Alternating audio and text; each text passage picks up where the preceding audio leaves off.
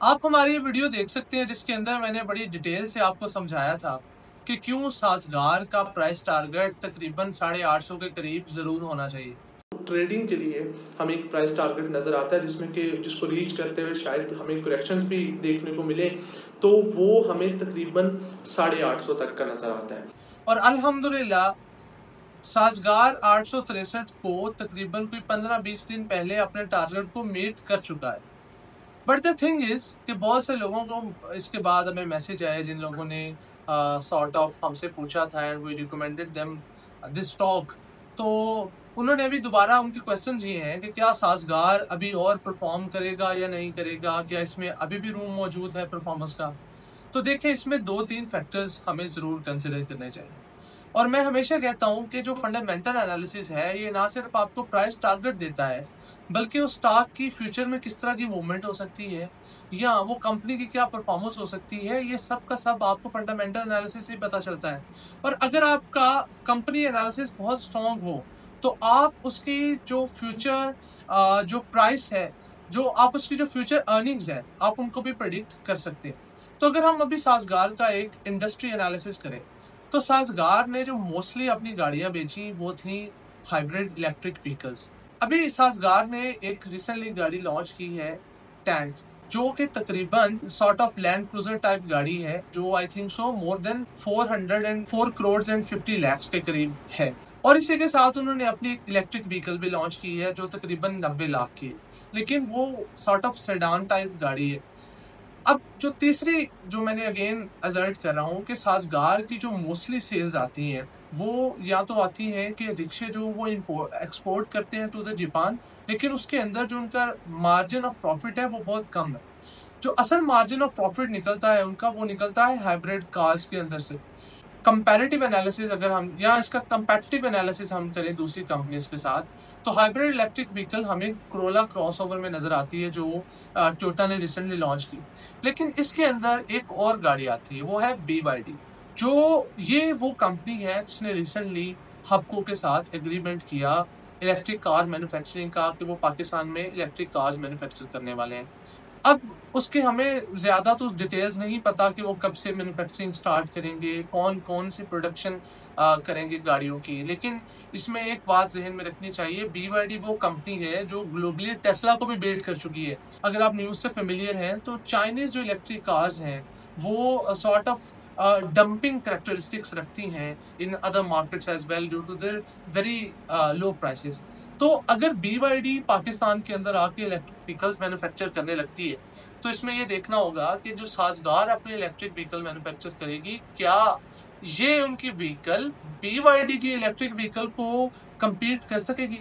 तो I think so कि यहाँ पे साजगार को बहुत ही फायर्स कंपटीशन फेस करना पड़ सकता है। एक और फैक्टर है कि इलेक्ट्रिक गाड़ियां पाकिस्तान में अभी उस तरह से पॉपुलर नहीं है। इनकी सेल तब ही इनहांस होगी जब इनका जो प्राइस टैग है वो बहुत कम हो जाए और जो रिचार्ज करने के लिए इलेक्ट्रिक कार्स की मोटरवेज वगैरह पे या मुख्तलिफ फ्यूल पंप्स के साथ एडजस्ट कर दी जाए।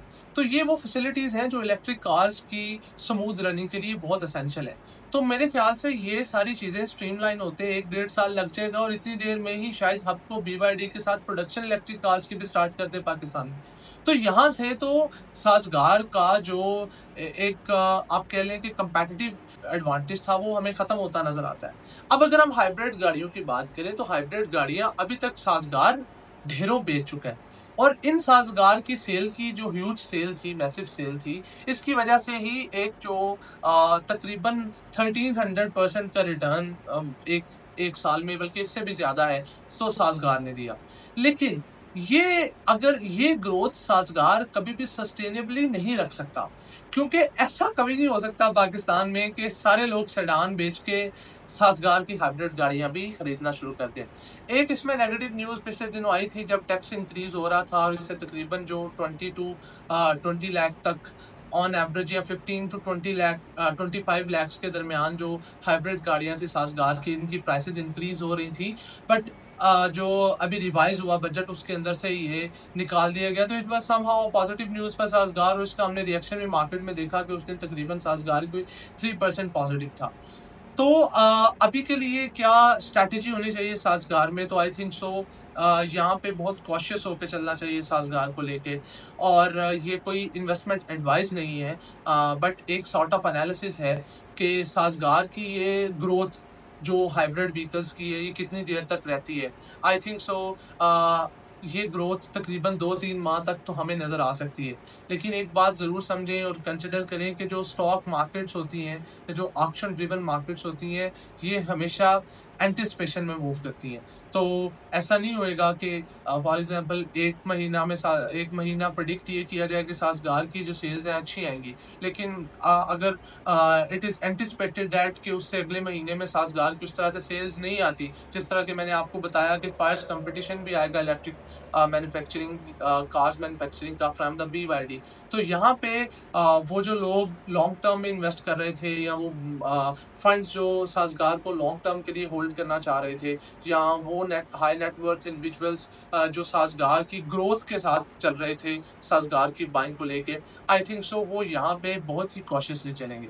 तो अगर आप ये हाई रिस्क लेके साजगार में अभी भी इन्वेस्ट करना चाहते हैं, then you can go for it, क्योंकि अभी भी जो फॉरवर्ड पी है साजगार की वो तकरीबन 8 के करीब बनती है। अगर हम जो 10 की पी वाला quarter price to earning ratio निकालते हुए जो लास्ट फोर्थ क्वार्टर है उसकी अर्निंग्स को निकाल लें, और अगर करंट जो क्वार्टर की अर्निंग्स है अगर हम इसको 30 रुपीज़ या 35 रुपीज़ तक भी प्रेडिक्ट करें, तो तकरीबन 8 की फॉरवर्ड पी बनती है। लेकिन ये 8 की फॉरवर्ड पी क्या ऐसा होएगा कि उससे अगले क्वार्टर तक की फॉरवर्ड पी ये मेंटेन रहे? अगर तो अगले क्वार्टर में 30 से 20 तक अर्निंग्स आती हैं, तो तब भी क्योंकि साजगार पीछे से 10 रुपये की अर्निंग निकाल रहा है, तो I am again asserting here कि यहाँ पे साजगार को 20% या 25% की ग्रोथ आपको दिखा सकता है।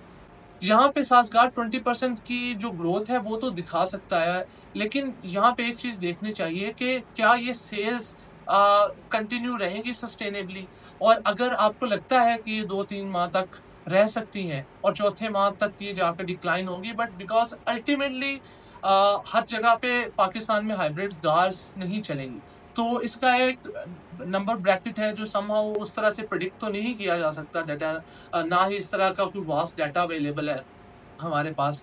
तो यहाँ पे बहुत कॉशियस होकर चलना चाहिए साजगार को लेके। अगर तो इस महीने की सेल्स डाटा भी बहुत अच्छा आता है, तो yes you can again bat on it, but उस बेट के अंदर रिस्क अब बहुत हाई होगा, जो रिस्क आज से तकरीबन 1-1.5 माह पहले था। ये वो रिस्क जो आज से 1 क्वार्टर पहले था। तो यहाँ पे एक बहुत कॉशियस अप्रोच होनी चाहिए। Thank you.